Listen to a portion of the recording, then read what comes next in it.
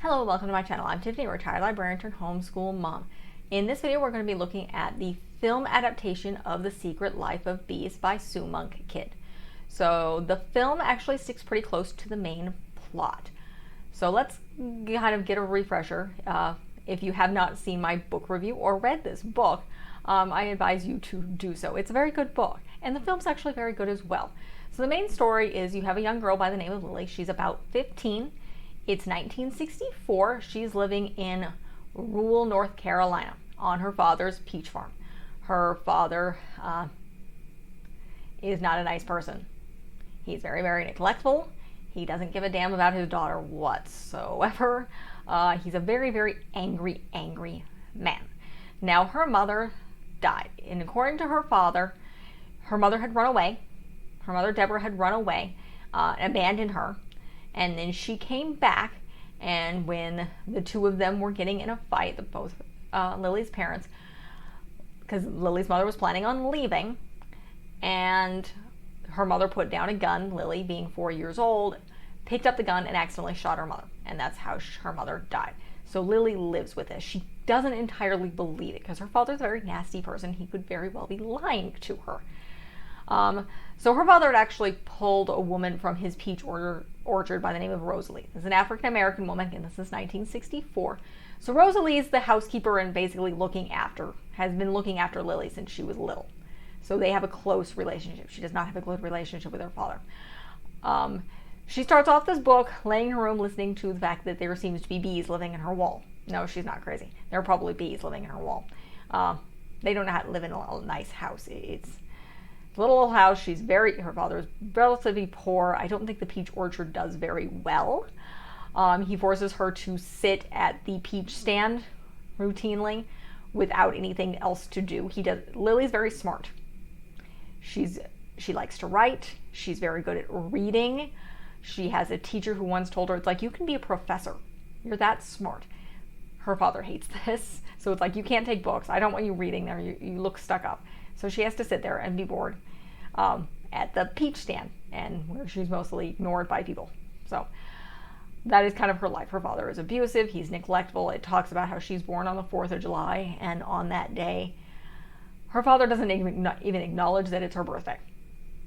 So, at all. That's in the book. We're going to get there. So she has a pretty miserable life. So one day, Rosalie, and on Lily's 14th birthday, she begs Rosalie to go into town with her. So Rosalie's planning to go into town. She doesn't exactly tell Lily why. And Lily begs to go with her. She's like, why do you want to come with me? It's like, I want to do something on my birthday. Something. Because her father hasn't acknowledged it at all. So they go into town. And now, this is going to be the basics of the book. I'll do some changes in the films in a little bit. And they run into some white men, and now remember, this is 1964. The Voting Rights Act has just been passed, and that's what Rosalie intends to do. She's going into town to register to vote, and they run into these these white guys, and Rosalie dumps her. She's gently been spinning into a can and kind of dumps it on their feet, and they beat the crap out of her and arrest her and Lily and take them to jail.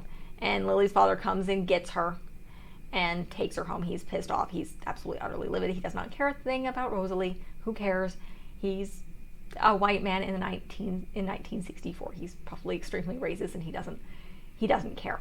So he takes Lily home, pretty much threatening to beat the crap out of her.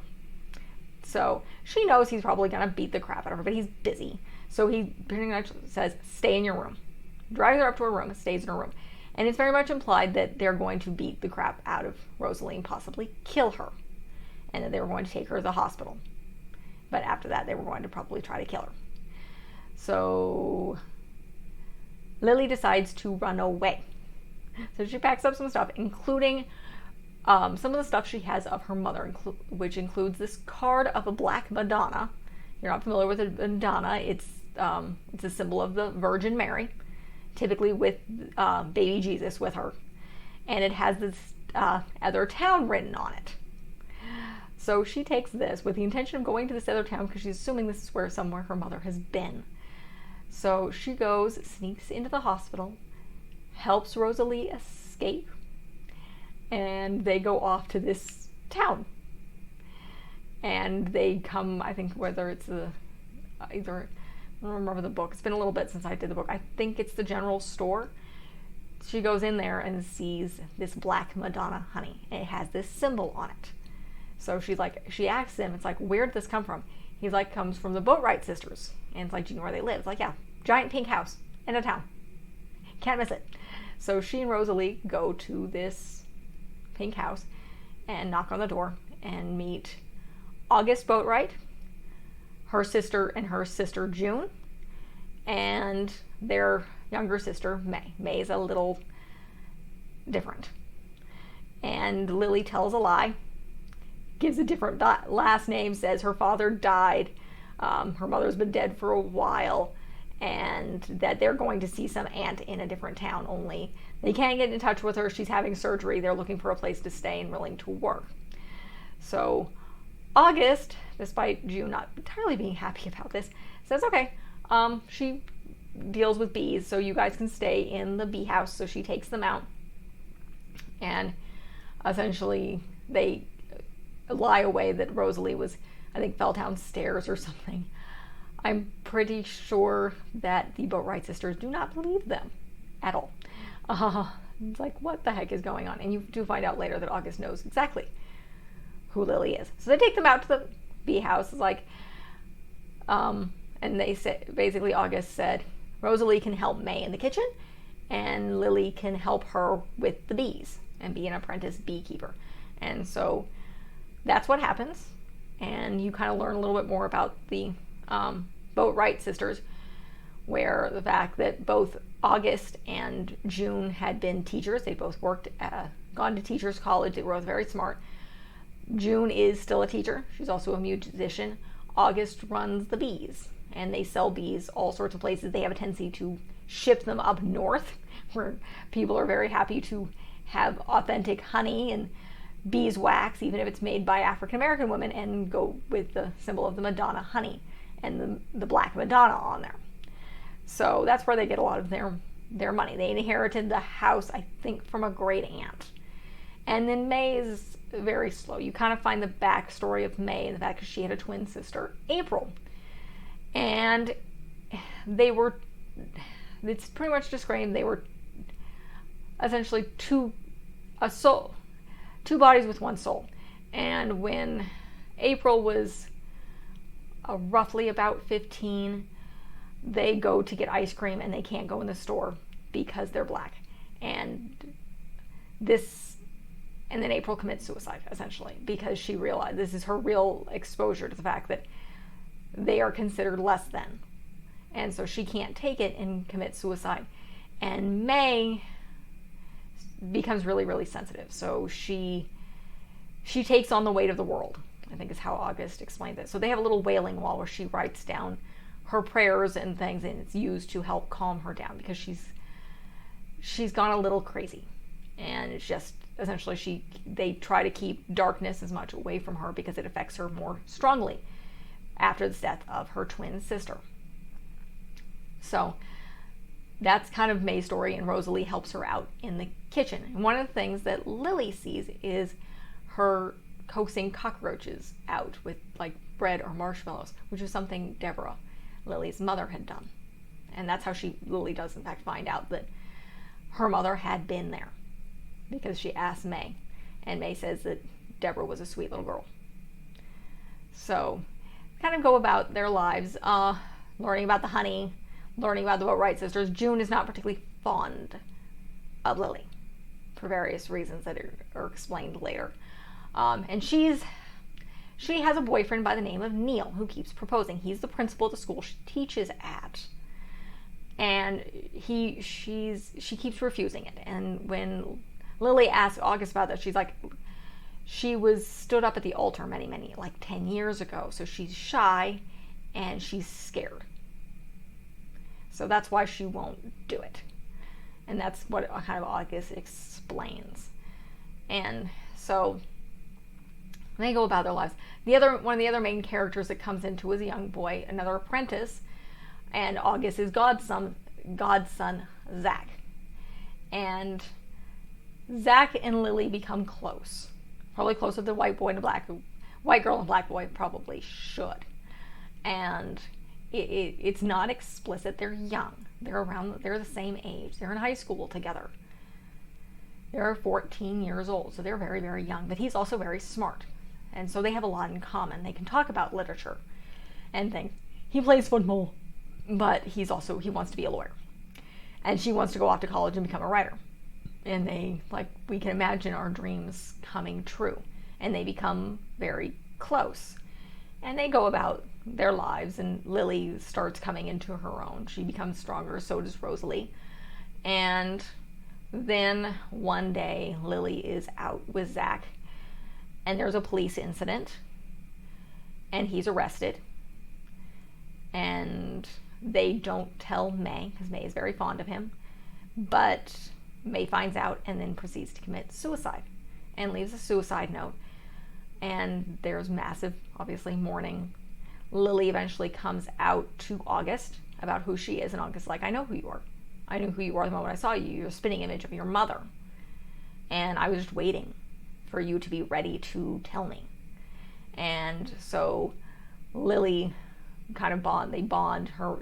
August gives her some of her mother's things that her mother had left behind, and explains that August had worked for Lily's mother's mother, who had been a widow and had helped raise Lily. And when August inherited the house, she left to teach school, and Deborah was very, very sad.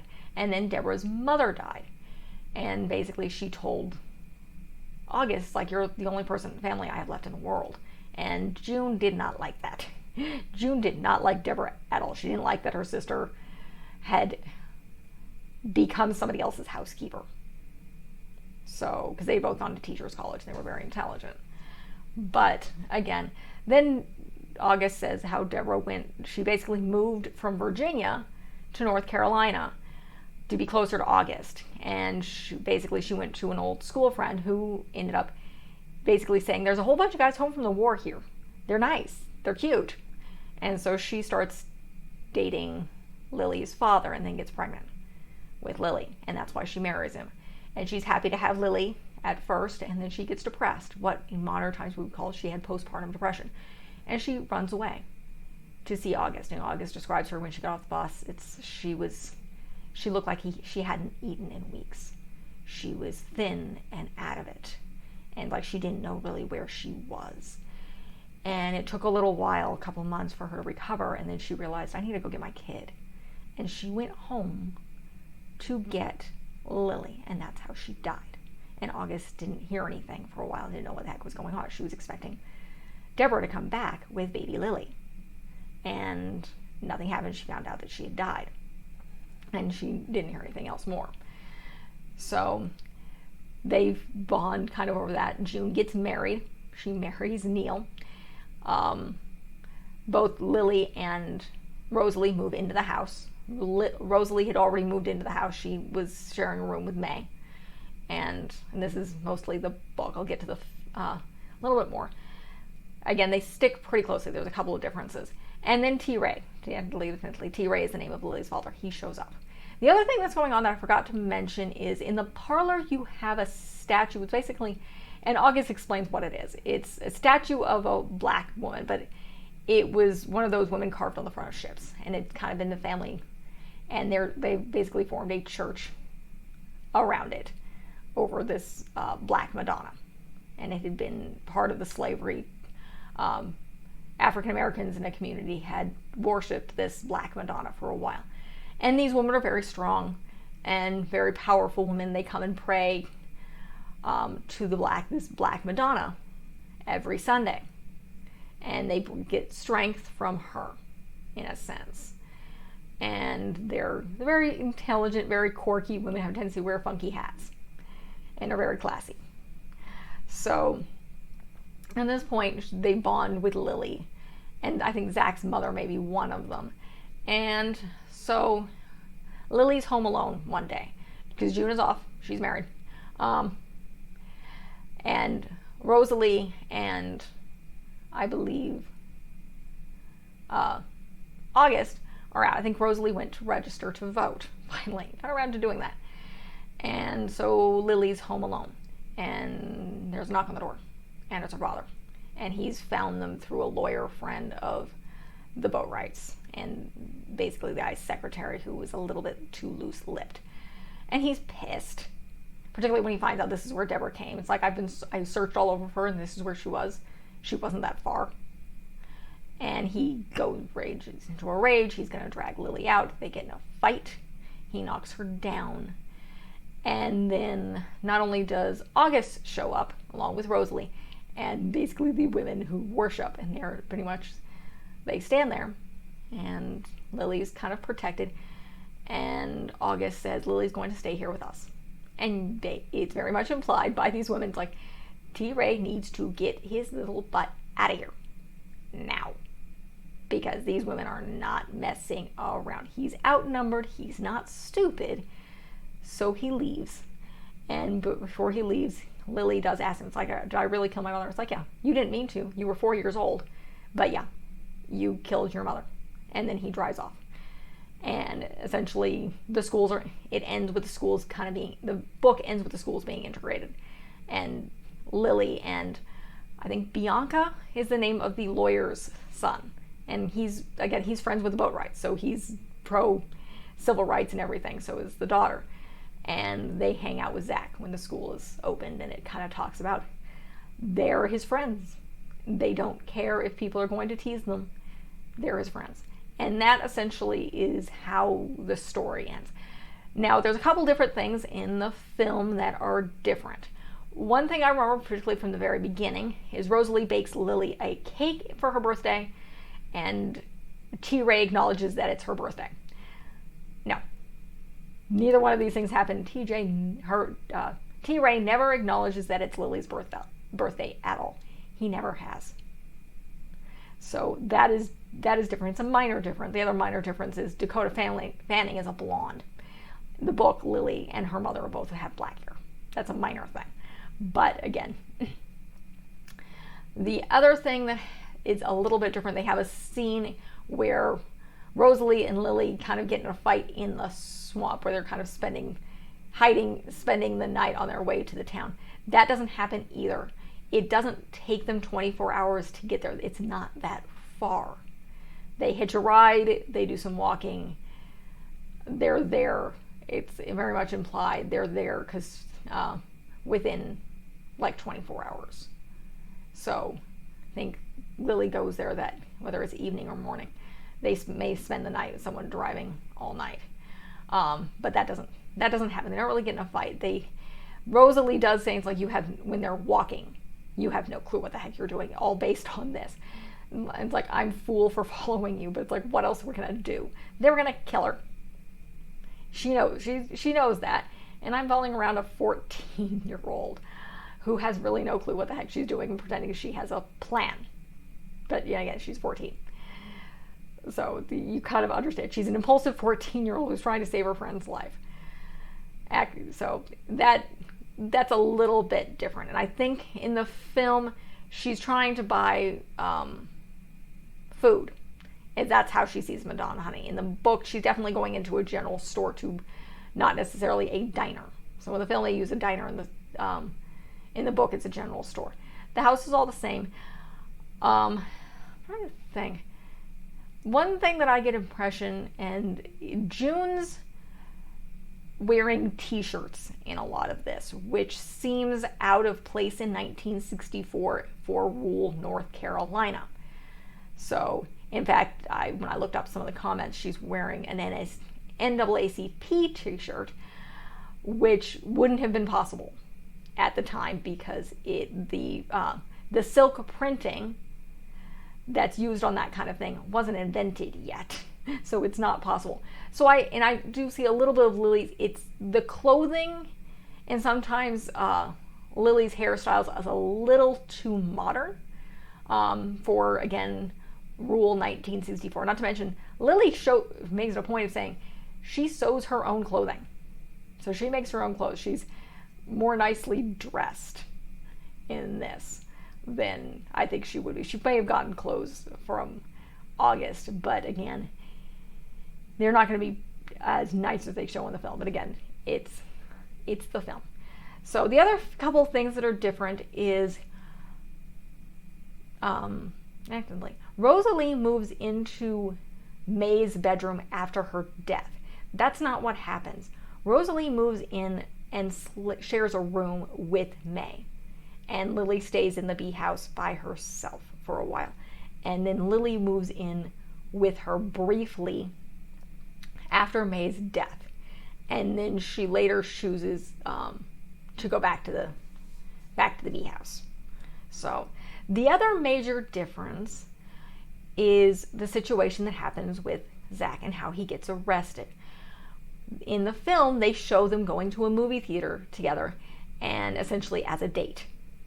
And Lily is sitting in the black section with him, and then a bunch of white guys come in having seen this, get pissed and beat the crap out of him. That's not what happens in the book.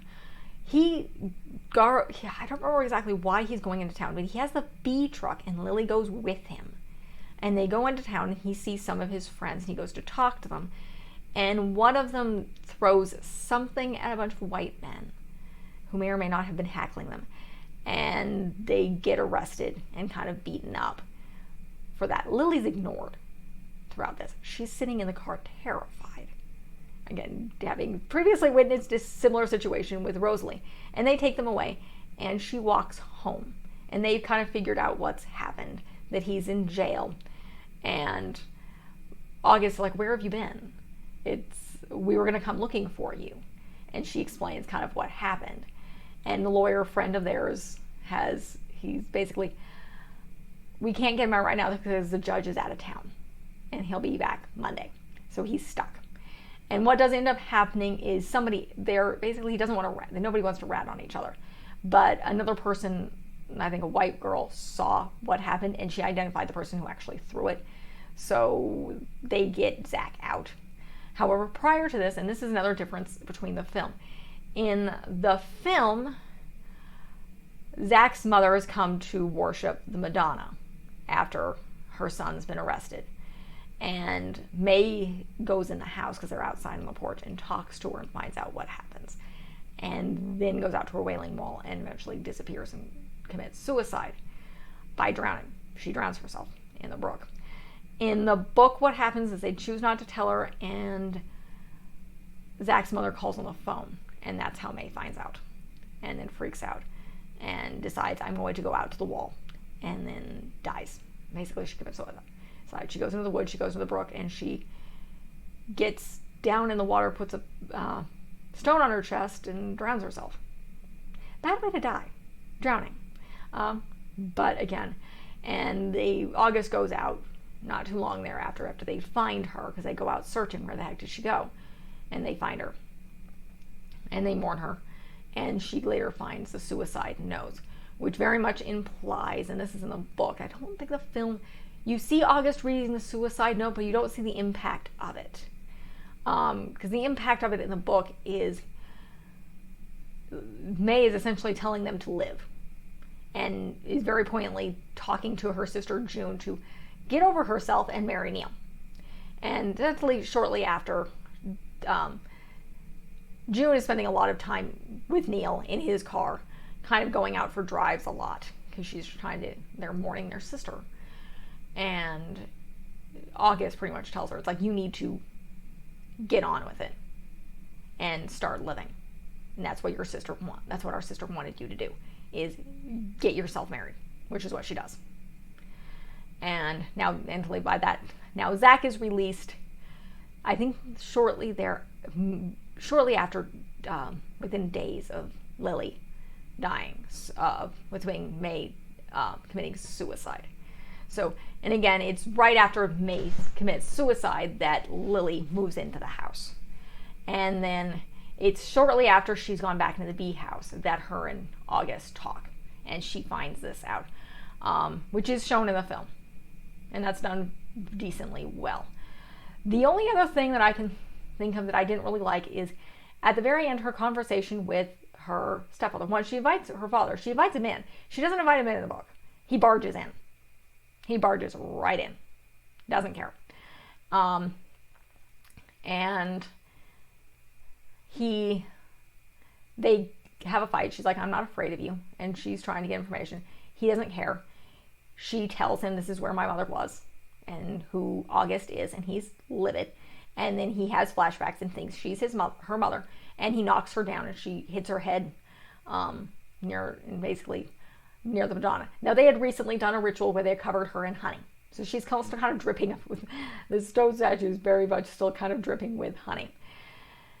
And she kind of gets up. And just as that, right around that time, August shows up with the sisters and Rosalie. And now Lily had told her father that Rosalie had run off.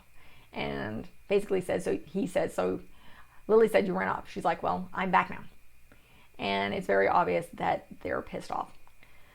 And yes, ladies of the, I think Queenie is one of their names. They have a couple other, let's see if I can bring up the names of the characters. Yeah. Let's see. No, they're not giving me the list of the women on the Wikipedia page anyway. But they're all there. In the film, they're not.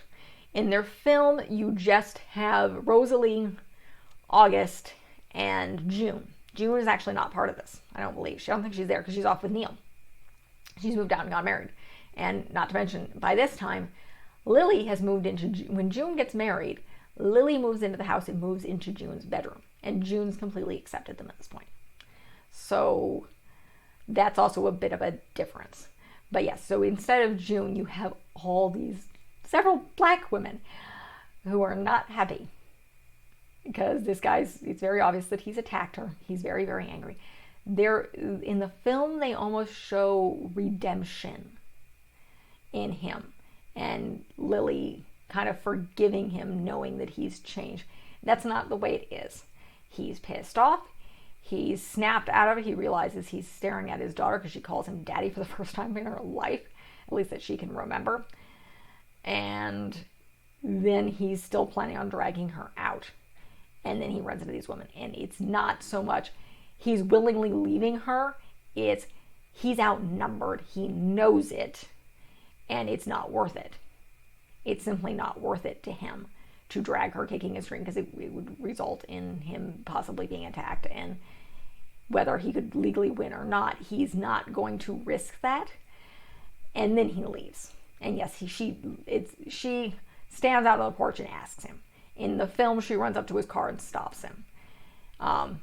In the book, she goes out on the porch and she asks him, like, did I really kill my mother? It's like, yeah, you were 2 years old. You're 4 years old.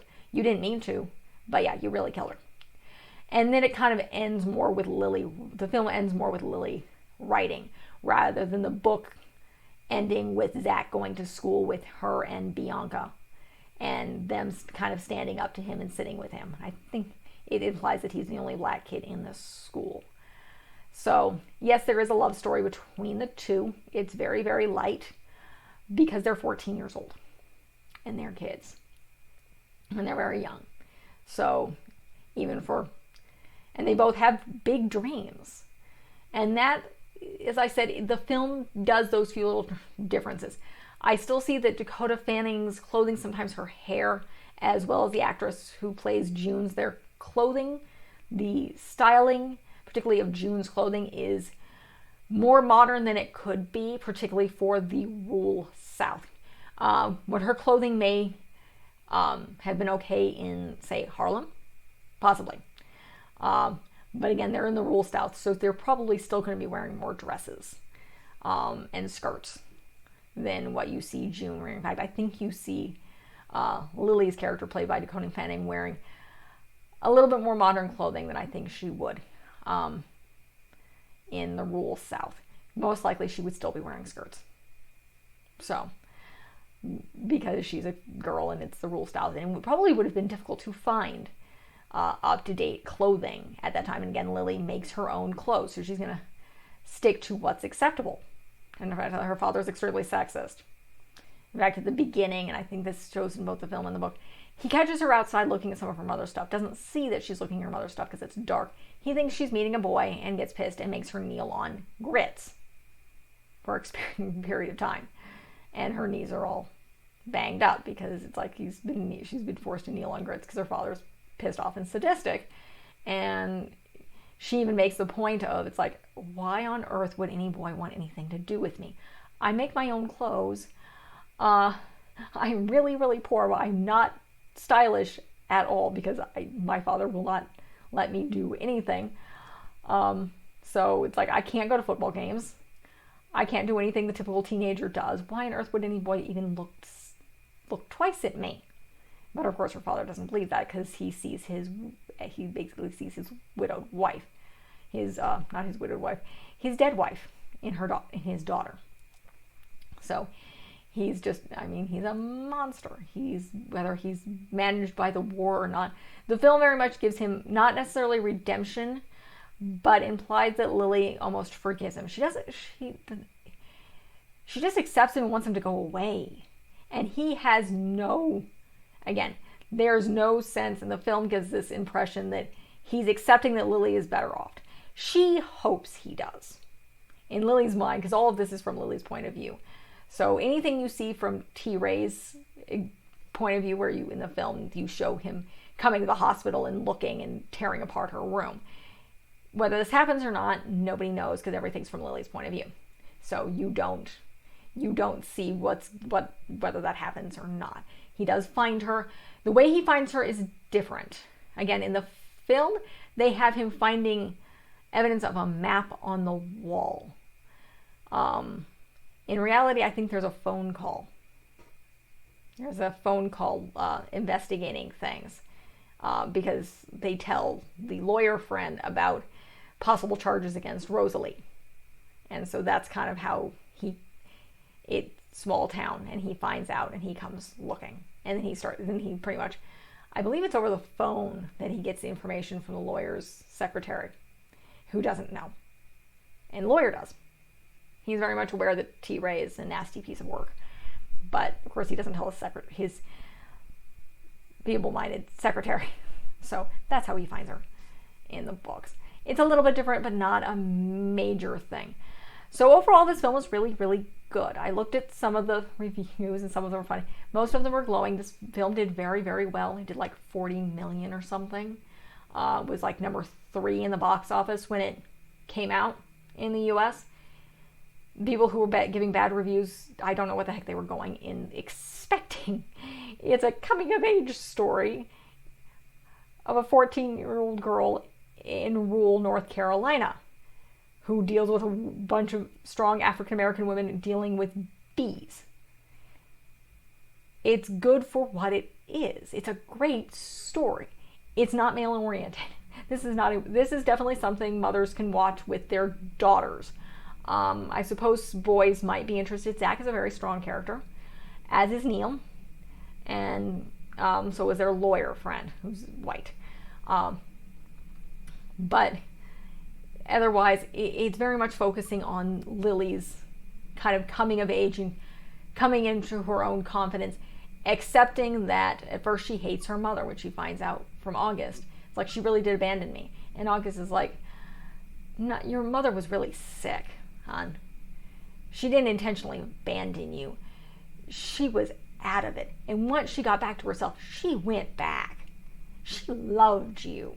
And it's Lily having to come to terms with that. And come to terms with the fact that people change over time, particularly when it comes to her father. She forgives her father for herself in the book. And in the film, it shows that more outward, where she speaks the words to him rather than doing it in almost a monologue or her writing, which might have been more appropriate. So overall, it's a good film. It's a good adaptation. It keeps to the core story of this coming-of-age novel with these strong African-American characters. Queen Latifah, who plays August Boatwright, does an amazing job. Dakota Fanning does a very good job. You don't get as much of the emotion, but again, a lot of this stuff is in Lily's head. So you have to sacrifice some stuff. see, the other actresses in this, Jennifer Hudson is Rosalie, and she does an amazing job of it. She's obviously an amazing actress, and she does this very, very well. And she plays this kind of stoic, poor black African American woman who basically she's strong because obviously she's standing up to black people. She's going to vote, but she grew up essentially being almost like a tenant farmer working in this peach orchard and then looking after this little girl in a very poor area. And then she's interacting with August and June, who are educated and would be in the hierarchy of African Americans. They're at the top because they were teachers. They're business women. And so they are wealthier than a lot of rural black and more educated than African Americans, again, in the rural South in the 60s, or in the rural South in general. So it's an amazing story. I love both the book and the film. The film does a really good job. Queen Latifah, obviously, and Dakota Kennedy. They're well known for a good reason. The other actresses, again, Jennifer Hudson. Alicia Keys plays June Boatwright. I can't pronounce. Sophie Okonedo. She's British. She plays May Boatwright and does very well. The Paul Bettany, he plays her father. He does it really well. I remember him, strangely enough, from A Beautiful Mind. He plays one of the illusions. So, and let's see, Tristan Wilds plays Zach, and I do love that. I'm not sure I like the whole them in the same movie theater on a date thing, because I think they're not that stupid. They're really not that stupid. I'm not sure there would be even a movie theater in this tiny little town. Not sure there would be one. It seems like a very small little town. So, but that's probably why one of my major criticisms is how they do the Zach getting arrested thing. And the more modern clothing you see mostly on June. So, let's see. Nate Parker plays Neil, who's the boyfriend. So he's done a few. He's actually done he was actually in The Great Debaters as well, which is another film that I'm going to be that I reviewed last month. So, and then they have I'm going to mispronounce it. Shadonna Avery. So she plays the Zachary's mother, and of course there's a whole other full cast of this. So it's brilliantly acted. It's a fun movie. It's really not a family film. This is more of a film you would watch with the 14 and plus. I think I'm going to do the double checking on the IMDb page here for The Secret Life of Bees. I think it's rated PG-13. At least it should be.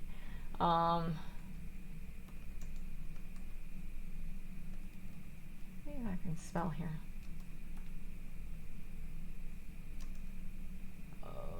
Here we go. Bring up The Secret Life of Bees. Here we go. 2008. So this is rated. What is the rating here? Something. Where's my rating? Yeah, it's PG-13. So definitely the teen things. For homeschool families, if you were looking at the civil rights movement and you're looking at life in the South during the 1960s, this is a great film to show. You have these strong black women and this young little white girl who's very poor and very much learning. So it's both the book and the film would appeal to that demographic of mothers and daughters, and looking at the rural life in the 1960s and kind of the discrimination that you do see faced, how both Rosalie and Zach get beaten the crap out of them simply for being black and being at the wrong place at the wrong time, and Rosalie doing stupid things. But you see that. So it's a great film. I love the strong African American characters in this film. In fact, it is the creators, let's see, the director is black, or I believe she's black. She's certainly a person of color. Let's give a quiet. She's definitely a person of color. Let's see, she's an American film director. She's definitely a person of color by the looks of it. So, yeah, she's black. It's a better picture. The first picture I have, there's lighting on her face, but she's African American. And then it's produced by Will Smith, his now ex-wife, and a white woman by the name of Lauren Donner. So she's a film producer. But again, the author of this book is white, which is the reason it didn't end up in January, which is where I originally had this put, or not in January, but in February.